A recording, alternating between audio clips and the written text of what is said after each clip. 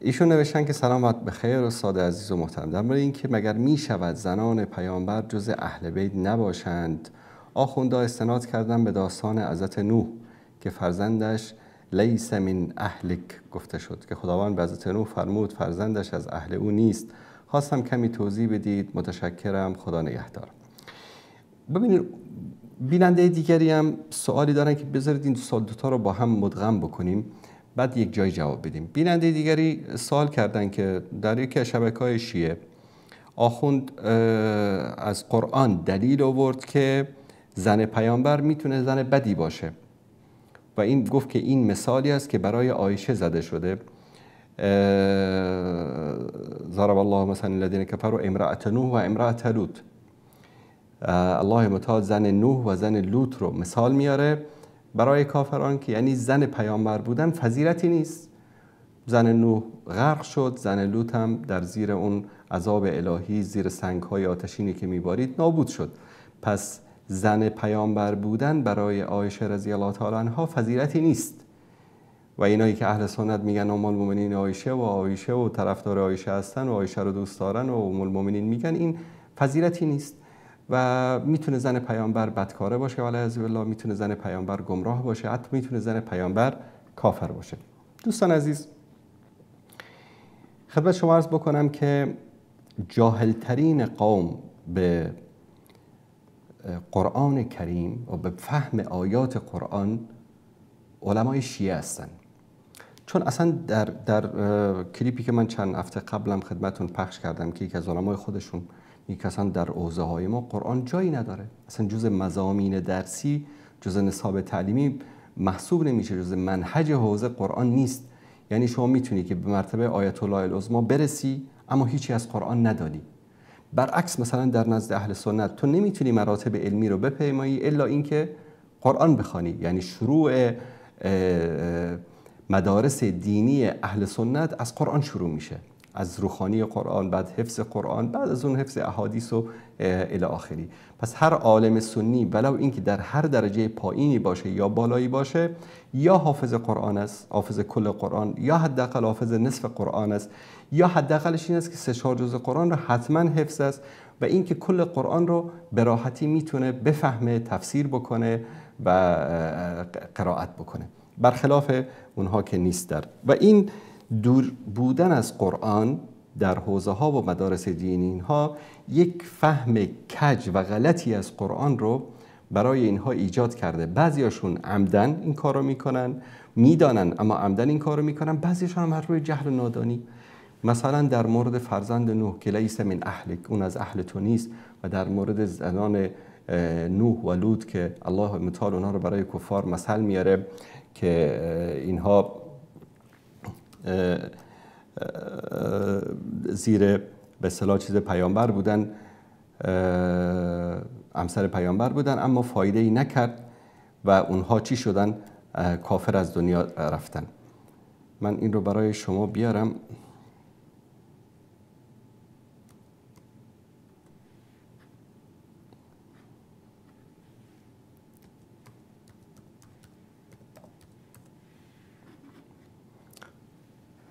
دوستان عزیز این رو نشون بدن. این آیه دیگری است که مثال میارن. ضرب الله مثلا للذین كفروا امرأة نوح و امرأة لوط كانتا تحت عبدین من عبادنا الصالحین فخانتاهما فلم یغنیا عنهما من الله شیئا و قیل ادخلوا النار مع الداخلین. الله برای کفار مثال میزنه همسر نوح و همسر لوط رو که اینها در نکاح 2 تا از بندگان صالح ما بودن، 2 تا پیامبر بودن، اما خیانت کردن به این 2 بنده صالح و این خیانت اینها اونا رو از عذاب الهی رو از اونها دفع نکرد و اونها گرفتار عذاب الهی شدن و در حیات این 2 پیامبر هر دوی اینها نابود شدن. و همچنین در مورد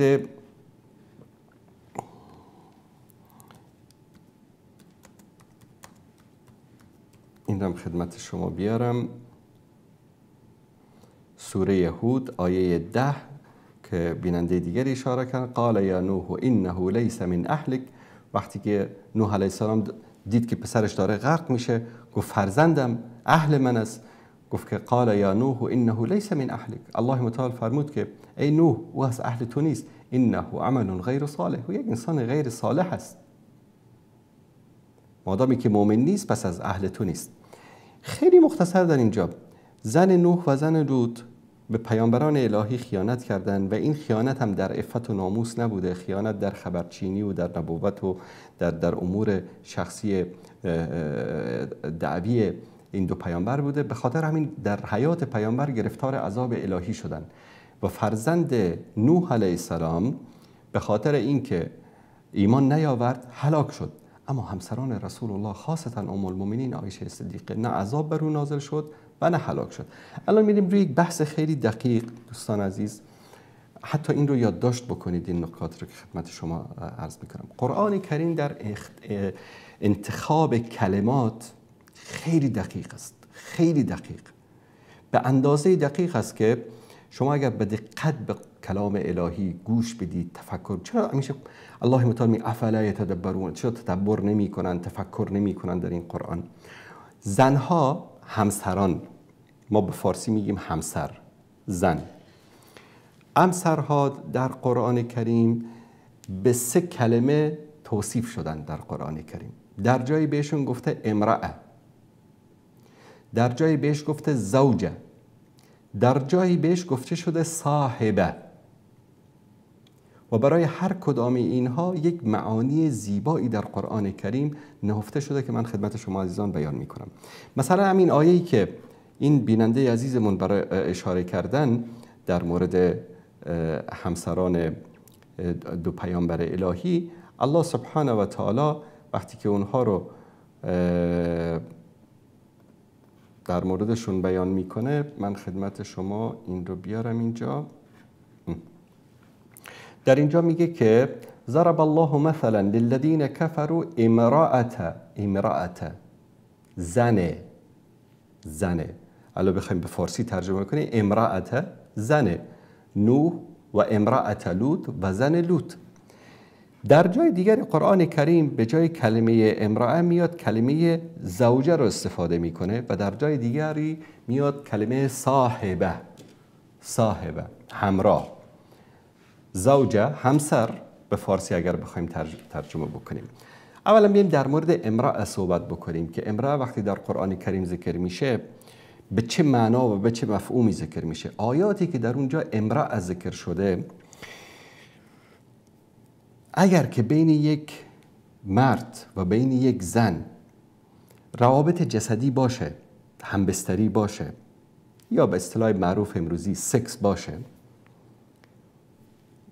ازدواج هم کرده باشن، ولکن بین این مرد و بین این زن انسجام فکری و اعتقادی نباشه، در اونجا در قرآن کریم امرأة ذکر میشه. مثل اونجا که زن لوط و زن لوط، امرأة نوح و امرأة لوط، زن ذکر میشه. همسرش هست، در نکاحش هست، با او همبستر میشه، ارتباط جسدی دارن اما ارتباط فکری و اعتقادی ندارن، در اونجا ذکر میشه امرأة. در جای دیگری وقتی که انسجام جسدی باشه، فکری باشه، اعتقادی باشه، در اونجا الله سبحانه و تعالی زوج ذکر میکنه یا زوجات ذکر میکنه یا ازواج ذکر میکنه، جایی که هم انسجام فکری و اعتقادی وجود داره و هم همبستری و انسجام جسدی وجود داره، در اونجا میشه زوجه. مثلا الله سبحانه و تعالی میگه یا ایها النبی، ای محمد صلی الله علیه وسلم، قل لازواجک، بگو به همسرانت. در اینجا نمیگه که بگو برای زنانت، میگه بگو برای همسرانت. در اینجا وقتی قضیه زنهایی که از نگاه فکری و از نگاه اعتقادی و از نگاه جسدی در یک انسجامی با رسول الله صلی الله علیه و سلم قرار دارن، امات مؤمنین، در اینجا کلمه زوجاتک یا زوجتک یا ازواجک در اینجا ذکر میشه. یک نکته بسیار جالب دیگری وجود دارد در قضیه زکریا رضی الله تعالی عنها علیه السلام که یکی از پیامبران بزرگ الهی است. در اونجا کلمه امرأه ذکر شده، در حالی که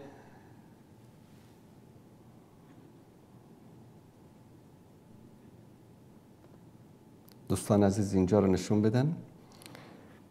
و اینی خفت الموالی من ورای و کانت امرأتی عاقرا. در اینجا گفته زن من عاقر است، یعنی زن من نازا هست. ببینید در اینجا زن، چرا زن ذکر شده؟ نگفته زوجتی یا زوجی، نگفته. چرا نگفته زوجتی؟ گفته امرأتی. چون در اینجا زن انسجام فکری داره، انسجام عقدی هم داره، انسجام جسدی رو داره، اما یک عیب داره. با اون عیبش چی است؟ که صاحب فرزند نمیشه. به خاطر این وقتی که زکریا علیه السلام ذکر میکنه میگه امرأتی. ببین چه بلاغت قرآن چقدر زیباست. اما وقتی که الله سبحانه و تعالی به اونها فرزندی عطا میکنه، بعد از اون ببینید که همین اصطلاح امرأتی عوض میشه. در آیه فاستجبنا له، ما دعای زکریا را استجابت کردیم. و وهبنا له یحیی، به او یحیی را دادیم. و اصلحنا له زوجه، همسرش را برای او نیکو. بعد از اینکه بچه دار شد، صاحب فرزند شد، چون آرزوی زکریا علیه السلام بود، در اینجا الله متعال و اصلحنا له امرأته نگفت، و اصلحنا له زوجه، یعنی همسرش را برای او نیکو قرار دادیم. مثلا در مورد زن ابو لهب و امرأته حمالة الحطب، در اینجا زن ذکر میشه، همسر ذکر نمیشه، چون در اینجا بنای این ازدواج بر بنای یک ایمان و تقوا و فکر صحیح و سالم نیست، بر مبنای شرک و کفر است. به خاطر امین و امرأته حمالة الحطب در اینجا ذکر میشه. در یک جایی هم الله سبحانه و تعالی همسر رو به کلمه صاحبه ذکر میکنه، در آیه‌ای که در مورد اوضاع قیامت است. یوم یفر المرء من اخیه و امه و ابیه و صاحبته و بنیه. روزی که انسان از برادرش میگذره، روزی که از مادرش میگذره، از پدرش میگذره، از همسرش میگذره. چرا در اینجا نگفته و زوجته و یا نگفته و امرأته؟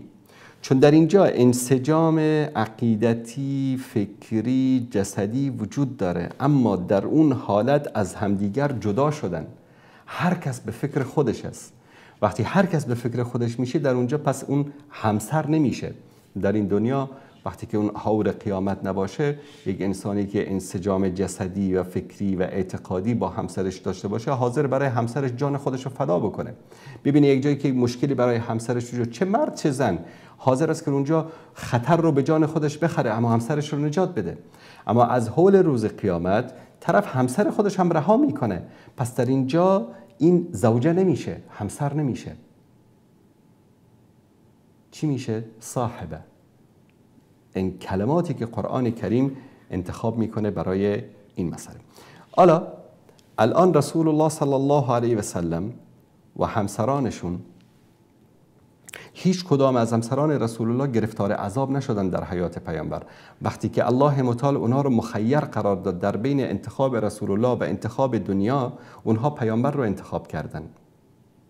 اونها مانند فرزند نوح و امثر لوط و امثر نوح غرق نشدن، گرفتار عذاب نشدن، بلکه بعد از پیامبر سالها زنده بودن و دین پیامبر رو صلی الله علیه و سلم رو در بین مردم مانند ام المؤمنین عایشه صدیقه رضی الله تعالی عنها نشر کردن. حالا میریم سر این که اونا میگن که همسران پیامبر از اهل بیت رسول الله صلی الله علیه و آله و سلم نیستن. دلیلشون هم آیه‌ای است که به نام آیه تطهیر در قرآن کریم مطرح است و آیه تطهیر هم هر شیعی رو بخواید در مورد آیه تطهیر و اینکه همسران پیامبر اهل بیت پیامبر نیستند بخواد برای شما ثابت بکنه، میگه که آیه‌ای است در قرآن. خب این آیه چی است؟ میگه آیه تطهیر است. بخون ببینم آیه تطهیر چطوره. میگه که انما یرید الله لیذهب عنکم رجس اهل البیت و یطهرکم تطهیرا. طریقه آخوندا خوندم براتون. دوستان عزیز، این آیه تطهیر نیست، این جزئی از یک آیه است که خطاب به همسران پیامبر است. دوستان نشون بدن ای همسران پیامبر وقرن فی بیوتکن، در خانه های خود بمانید، ولا تبرجن تبرج الجاهلیة الاولی، مانند زمان جاهلیت بدون حجاب خارج نشید. و اقمنا الصلاة و آتینا الزکاة و اطعنا الله و رسوله، نماز را بگذارید، زکات را بدهید، از الله و رسولش اطاعت کنید. ادامه همون آیه است. انما یرید الله لیذهب عنکم رجس اهل البیت و یطهرکم تطهیرا. الله میخواهد که نجاست ها و کثافت ها و به اصطلاح پلیدی های اهل بیت را از شما دور بکند، ای اهل بیت، و شما را پاک بگرداند. در اینجا چی میگن؟ چون در اینجا گفته که انما یرید الله لیذهب عنکم، جمع ذکر شده، جمع مذکر ذکر شده، به خاطر همین همسران پیامبر داخل نمیشن و این جزئی از خطاب به همسران پیامبر نیست، چون در اینجا انکم گفته و انکم صیغه خطاب به جمع مذکر است. این حماقت اینو از زبان عربی و قرآن به این اندازه ای است که در اصطلاح زبان عربی وقتی یک جمعی در آنجا وجود داشته باشد، در جای وجود داشته باشد که متشکل از تعدادی از مردها و تعدادی از زنها باشد، به اینها صیغه جمع مذکر خطاب میشه. و بر اساس همین دلیلشون اگر بخوایم اینا رو محکم بگیریم، پس اینجا عنکم رجس اهل البیت که ذکر شده، پس در اینجا فاطمه داخل نمیشه رضی الله تعالی عنها، علی و حسن و حسین داخل میشن، بقیه زنان اهل بیت داخل نمیشن، حتی فاطمه هم داخل نمیشه، چون اینجا خطاب به مذکر است بر اساس منطق اونا اگر بخوایم جواب بدیم. اما برمیگردیم به این سوره. این سوره احزاب است دوستان عزیز. و از آیه بعد از اینکه زنان پیامبر شکایت کردن، بعضیاشون گفتن که این چه وضعشه، یعنی ما به این عبارت نه که گفتن خب ما بقیه مردم دارن غذای خوب میخورن، زندگی خوب میکنن، ما داریم در این فقر زندگی میکنیم. پیامبر داره، یعنی پیامبر فقیر نبودن، پیامبر غنی بودن اما زهد داشتن. فرق است بین فقر و بین زهد. یکی که نداره خب طبیعتا چیزی نمیخوره، چیزی نمیپوشه، اما یکی زاهد است. زاهد یعنی این که پول داره اما برای مردم کمک میکنه، در راههای خیر کمک میکنه، خودش یک زندگی بخور نمیر داره، به این میگن انسان زاهد. پیامبر فقیر نبود، پیامبر زاهد بود. آنچه که امروز آخوندا مردم رو بله اونا اهل بیت این بودن، غذا برای خوردن نداشتن، نه خیر، همه چیز داشتن، پولم داشتن، درهم هم داشتن، دینار هم داشتن، طلا هم داشتن، اما زاهد بودن، خودشون خرج نمی‌کردن، به مردم میدادن. الان اینا چی میگن؟ حالا مثلا ما داریم، خدا بهمون داده، شما که ندارید دیگه این مثل اهل بیت صبر بکنید. این برای فریب مردم. در اینجا الله متعال از زنان پیامبر رو مخاطب قرار میده. از آیه 28 شروع میشه دوستان عزیز، سوره احزاب آیه 28 از اینجا شروع میشه. یا ایها النبی، ای پیامبر، قل لازواجک، ببینید در اینجا نگفته بگو به زنانت، بگو به همسرانت. لازواجک ان کنتن تردن الحیات الدنیا، اگر زندگی دنیا رو میخواهید ای زنان من، ای همسران من، و زینتها، این زیبایی دنیا رو میخواهید، فتعالین امتعکن و اسرحکن سراحا جمیلا، بیاید شما رو طلاق میدم، آزادتون میکنم، مهرم بهتون میدم، برید هر کاری که دلتون میخواد بکنید مادامی که دنیا رو میخواید. و این کنتن تردن الله و رسوله و الدار الاخره فان الله اعد للمحسنات منکن اجرا عظیما. اما اگر الله و رسول رو انتخاب بکنید، الله سبحانه و تعالی برای شما که اهل احسان باشید و تقوا و پرهیزگاری باشید، اجر بزرگی رو در آخرت در نظر گرفته. هیچ کدام از همسران پیامبر دنیا رو انتخاب نکردن، همه رسول الله رو انتخاب کردن و تا لحظه آخر در کنار پیامبر ماندن و حتی بعد از پیامبر دنیا رو انتخاب نکردن. میگن در زمان سیدنا معاویه میگن یک کیسه پر از طلا، سکه‌های طلا برای ام المؤمنین عایشه فرستاد. کنیز ام المؤمنین عایشه بیان میکنه، میگه همین که کیسه رسید، میگه آفتاب غروب نکرده بود که یک سکه آن را هم برای خودش نگذاشت. یک پیرزنی بود، یعنی در سن ام المؤمنین عایشه در موقع شاید 60 سالش بوده. همه اینها رو در بین فقرا و مساکین تقسیم کرد. میگفتم ای مادر اگر حالا یک سکه‌شو نگه می‌داشتی، نان برای خوردن نداریم در خونه. گفت خدا کریم است بده. بعد از وفات پیامبرم مردم برای خودشون قصرها ساختن، اما اونها در امون زهد و تقوا بودن چون آخرت رو انتخاب کرده بودن. ببینید تا اینجا همه آیات خطاب به کی است؟ همسران پیامبر. یا ایها نبی قل لازواجک، آیه بعد این کنتن تردن الله، آیه زنان پیامبر اگر شما الله و رسول رو میخواید. آیه بعدش یا نساء النبی من یأتی منکن بفاحشه مبینه یضاعف لها العذاب ضعفین، ای زنان پیامبر. اگر که در اینجا مثلا در اینجا وقتی مثال فحشا و گناه رو وقتی میخواد بده، در اینجا کلمه زوجات رو ذکر نمیکنه، نساء رو ذکر میکنه. این چقدر دقیق از قرآن. میگه هی زنان پیامبر اگر کسی از شما عمل فاحشه ای انجام بده، گناهی انجام بده، عمل ناشایستی انجام بده، عذاب او 2 برابر است و کان ذلک الله یسیر، و این بر الله متعال آسان است. پس آیه 27 28 29 و 30 خطاب به کی است؟ همسران پیامبر. آیه 31 چی میگه؟ و من یقنت منکن لله و رسولی، و کسی از شما که برای الله و رسولش خضوع بکنه، فروتنی بکنه، و یعمل صالحا نؤتیها اجرها مرتين، 2 برابر به او اجر میدیم که اگر عمل صالح انجام بده. و اعتدنا لها رزقا کریما، برای او رزق و روزی فراوانی آماده کردیم. آیه 31 هم در خطاب به همسران پیامبر است. آیه 32 چی میگه؟ یا نساء النبی لستن کاحد من النساء، ای زنان پیامبر برحذر باشید، شما مانند بقیه زنها نیستید. مانند بقیه زنها نیستید، زنهای عادی نیستید. اگر که شما تقوا و پرهیزگاری بکنید، فلا تخضعن فی القول، به اصطلاح با ناز و کرشمه صحبت نکنید با مردان بیگانه. این خطاب به زنان امروز است. وقتی طرف با تلفن صحبت میکنه با یک مرد بیگانه، چنان با ناز و کرشمه صحبت میکنه که طرف در زندگی با همسرش اینطوری صحبت نکرده. بعد چی میگه؟ آقا دل ما پاک است. این خطاب به همسر، پاکتر از همسر پیامبر کسی هست؟ پاکتر از صحابه کسی هست؟ این خطاب به صحابه و همسران پیامبر است. میگه ای زنان پیامبر با مردان بیگانه صحبت، فلا تخضعن بالقول، با ناز و کرشمه صحبت نکنید. فیطمع الذی فی قلبه مرض، شاید اون کسی که در قلبش بیماری باشه، شهوتران باشه، طمع بکنه در شما.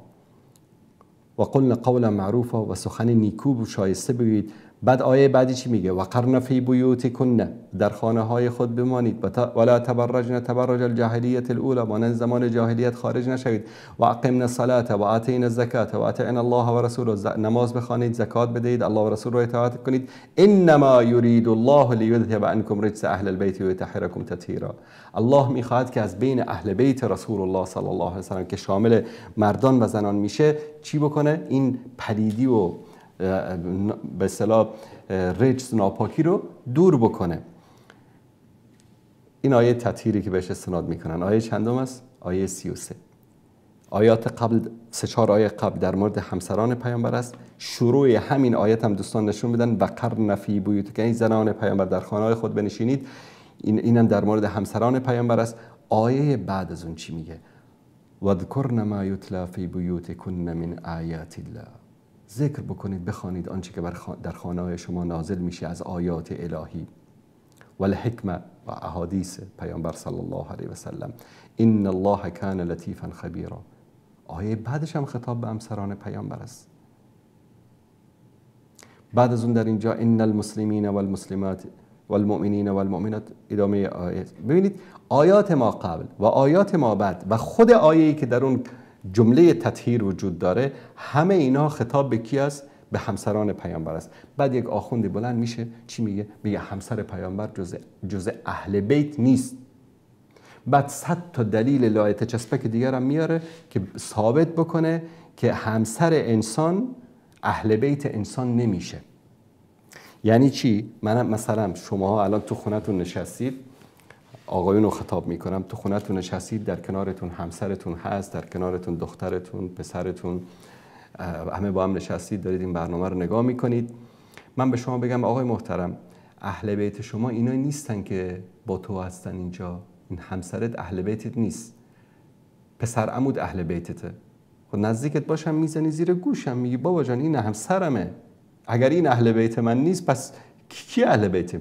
شیعه آمدن این کارو کردن، آخوند داره این کارو انجام میده، میگه پسر عموت علی ابن ابی طالب رضی الله تعالی عنه اهل بیتت هست، اما این همسر نازنینت محبوبت که تو اینقدر دوستش داری این جزء اهل بیت تو نیست. بعد نمیدونم روایت فلان که حدیث فلان که این رو از اینجا بگیرون از اونجا بگیرین و به هم بچسبون، به یه چیزای لایت چسبک درست بکن به خاطرشی که ثابت کنن که عایشه و حفصه رضی الله تعالی عنهما امهات مؤمنین جز اهل بیت پیامبر صلی الله علیه و سلم نیستن. اینم از کجا سرچشمه میگیره؟ از جهالتشون به قرآن، از جهالتشون به کلام الله. میریم در مورد اهل. همه علمای لغت عربی اهل رو میگن کی است؟ اهل الرجل زوجته و اخص الناس به و اولاده. اهل یک انسان کی است؟ همسرش، فرزندانش و انسانهای خاصی که هستن در بین خانوادش، اینا اهل بیت. بعد میگه و اهل بیت کیا هستن؟ کسانی که در خانه شخص زندگی میکنن. در کتاب العین، معجم المقاییس اللغه، تهذیب اللغه، در معاجم و فرهنگ های زبان عربی. اما اهل بیت یک انسان در قرآن کریم چه کسانی ذکر شده؟ بیاید نمونه هایی رو که آخوندهای شیعه نمیفهمن و جهل دارن در قرآن کریم، این رو ما برای شما از قرآن بیان بکنیم.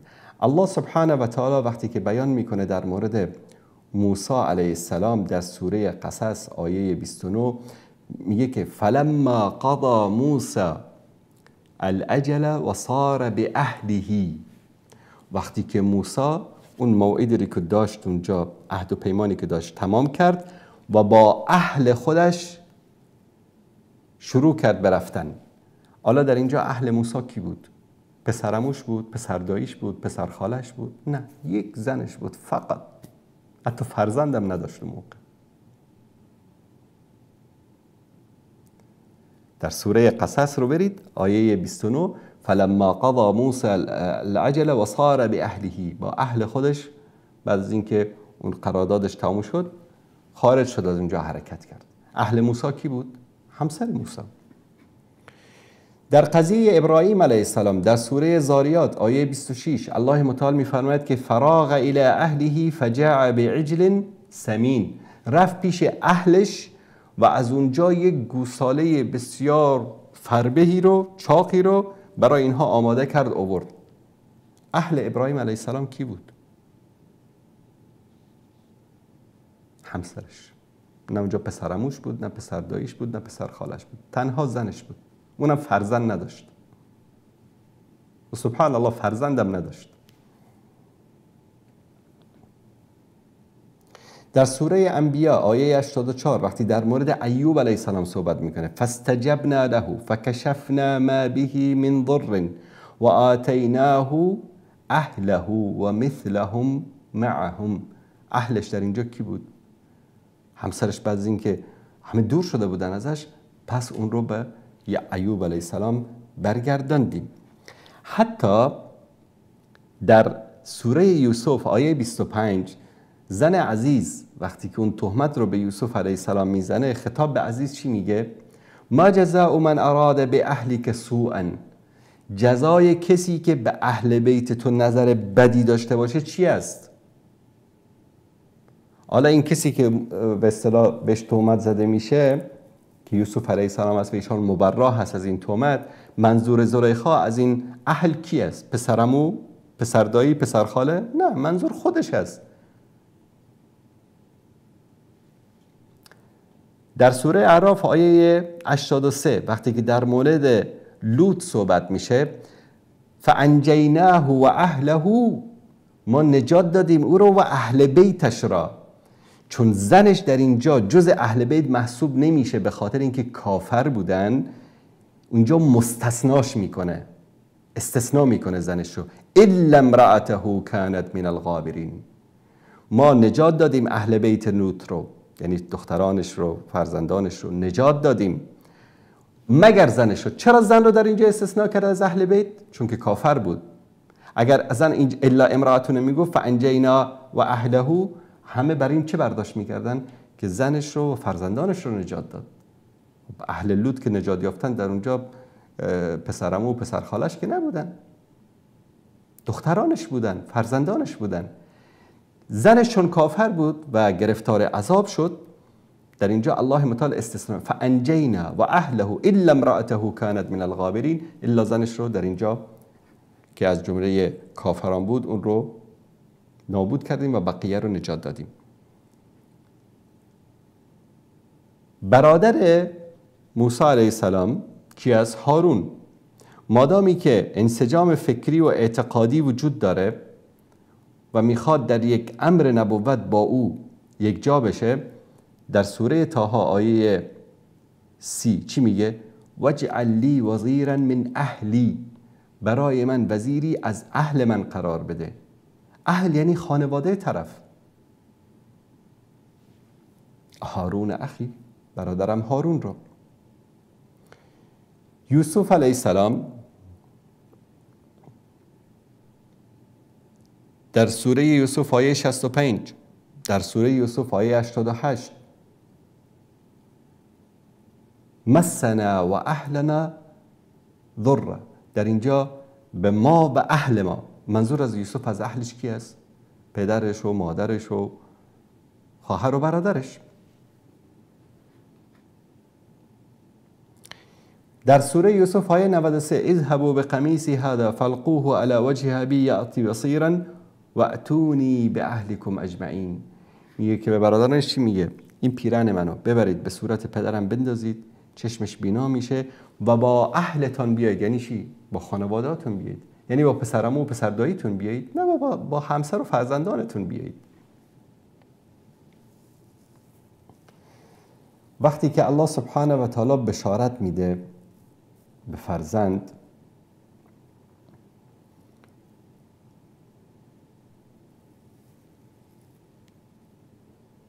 به هود علیه السلام، وقتی که در سوره هود آیه 73 وقتی که ابراهیم علیه السلام بهش بشارت فرزند داده میشه، قالوا اتعجبین من امر الله، گفت که آیا تعجب میکنید از امر خدا؟ رحمت الله و برکاته علیکم اهل البیت انه حمید مجید. از این که مثلا در سن پیری صاحب فرزند میشی تعجب میکنی؟ بر شما ای اهل بیت رحمت و برکات الله هست. در اون خانه کی بود؟ ابراهیم و همسرش. فقط وقتی بشارت فرزند داده شد براش، بابا زن گفت من پیرم، من به سن یائسگی رسیدم، دیگه من صاحب فرزند نمیشم، چطور امکان داره؟ گفت اتعجبین من امر الله. ملک میگه، فرشته بهش میگه آیا از قدرت خداوند تعجب میکنی؟ رحمت الله و برکاته علیکم اهل البیت، رحمت و برکات شما هست بر شما اهل البیت. در اون خونه کی بود؟ ابراهیم و همسرش فقط، هیچ کسی دیگری وجود نداشت، نه پسرمون، نه پسردایی، نه حتی فرزندم نداشت در اون موقع. این آیه رو برای شما دقیقاً بیارم نشونش بدم که بعضیا سوره هود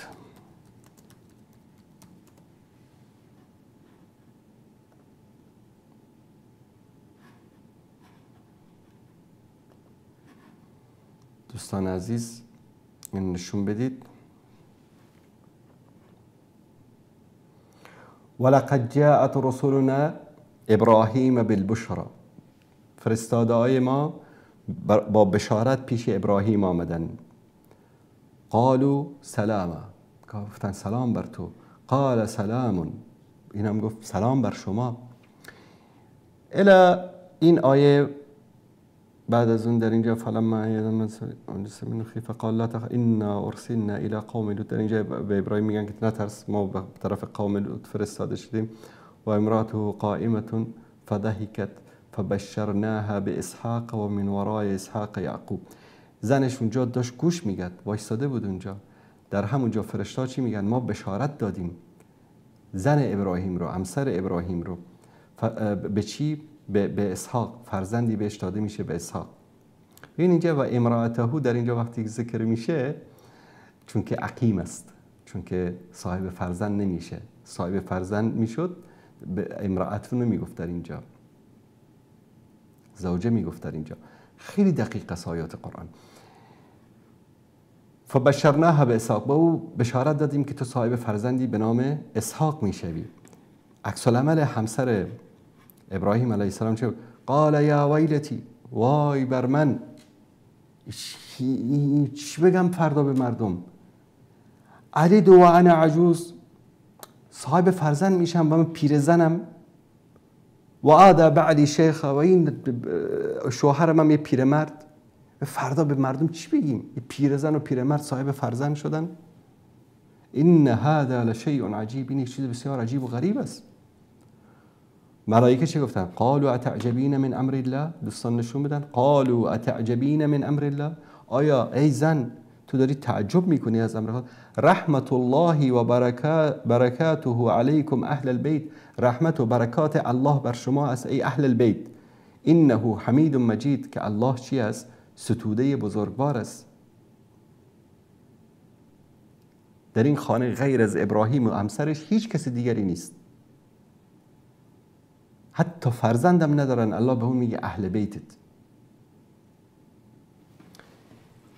این در مورد اهل بیت که الله سبحانه و تعالی در سوره هود بیان میکنه. و آنچه هم که در مورد اهل بیت رسول الله صلی الله علیه و آله و سلم خدمتتون بیان کردیم، همه آیات چه ما قبلش و چه ما بعدش در مورد کی است؟ در مورد همسران رسول الله صلی الله علیه و آله و سلم. این به شکل مختصر دوستان عزیز این رو بیان کردم، گرچه این بحث خیلی یک بحث طولانی است، اما خواستم که اینجا با اختصار شدید خدمت شما بزرگواران بیان بکنم.